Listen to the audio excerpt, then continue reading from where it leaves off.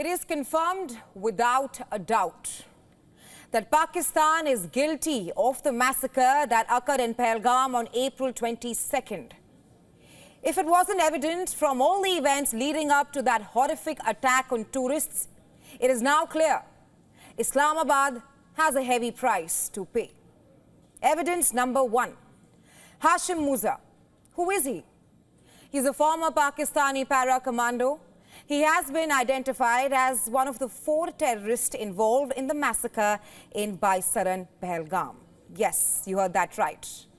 According to reports, the former Pakistani soldier has been identified as one of the culprits behind the brutal attack on 26 unarmed civilians. The Jammu and Kashmir police identified the terrorists and released sketches.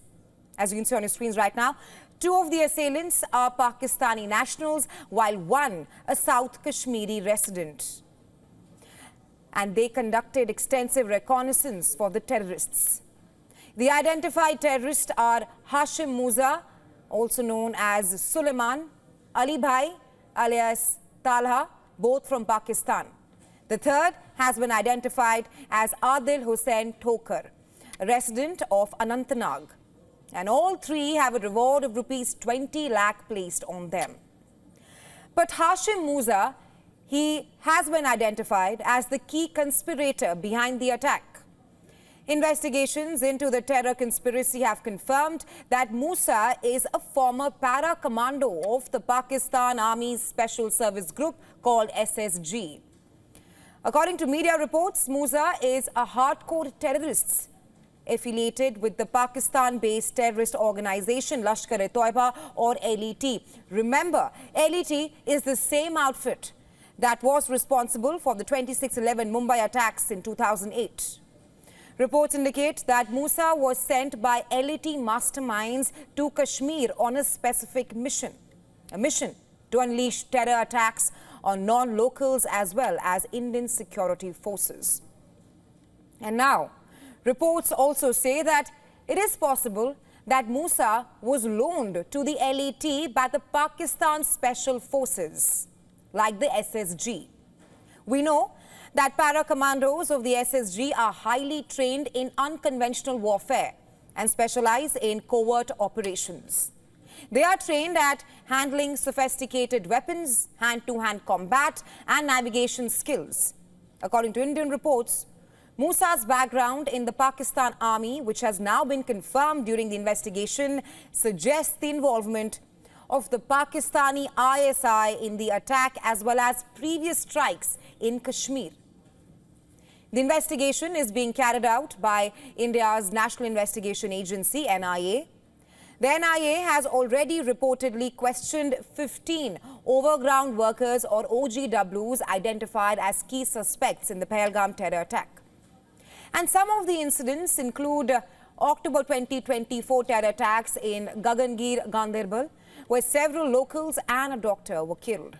And also on the attack at Butapatri in JNK's Baramulla, which resulted in the death of 2 army personnel and 2 army porters. Now, coming back to Musa, he has been emerged as the common perpetrator in these 3 attacks, all these 3 attacks that I just listed out. The local terrorists involved in the Gagangir and Butapatri attacks, which are Junaid Ahmed Bhatt and Arbaz Mir, they both were also trained in Pakistan. But they were then neutralized in different encounters by the Indian security forces in November and December 2024. But Musa seems to have continued with his terrorist mission, and that is to spread terror in the valley to target non-locals in Kashmir. If that wasn't enough, Pakistan-based cyber actors have once again failed in their attempts to breach Indian cyber sovereignty after facing challenges in accessing important national networks. The Pakistani hackers, they have now shifted their focus to welfare and educational websites. Websites of Army Public School Srinagar, Army Welfare Housing Organization and APS Rani Khet. All these schools and organizations also came under cyber attack. But all 4 sites were quickly isolated and restored by the Indian Army's cybersecurity framework with no impact on operational or classified networks. But Pakistan has continued to violate the ceasefire at the line of control for a fifth consecutive day. Pakistan has resorted to unprovoked firing. The firing since last Friday now seems to have spread from Kashmir to Jammu region as well. And this is hardly a surprise to us.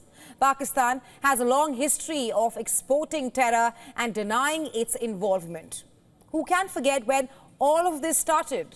In 1947-1948, Pakistan sent tribal raiders into the princely state of Jammu and Kashmir back then, triggering the first of 4 Indo-Pakistani wars.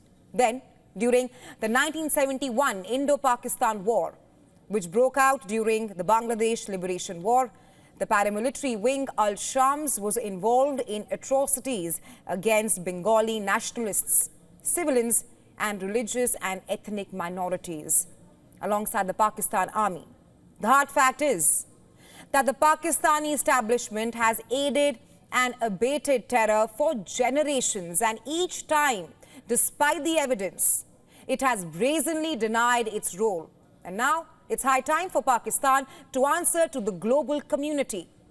Why do terror groups like Jaish-e-Mohammed and Lashkar-e-Toiba continue to roam freely in Pakistan? All their leaders do is engage in warmongering despite knowing that Pakistan has lost all wars with India in the past. Which brings us back to the situation we are facing today in Kashmir. The Indian forces have intensified anti-terror operations. Raids have been conducted across several locations to target terrorist hideouts and individuals connected to terror activities. The investigation into the Pahalgam terror attack has reportedly revealed the involvement of a local network of OGWs and terror facilitators in South Kashmir who guided these terrorists to attack 26 unarmed civilians. And it seemed to have been arranged their logistics as well, including shelter and possibly transportation for the weapons used in the attack. Along with the confirmation of the roles of the Pakistani terrorists, the Indian probe agencies, they're also questioning OGWs, and all this suggests the involvement of more Pakistani terrorists. Reports also indicate that the coming operations in the jungle surrounding Baisaran, where the attack took place, have reached an advanced stage. The Indian officials have just started, and in the coming days, more evidence of Pakistan's involvement will come out, and we will be closely watching.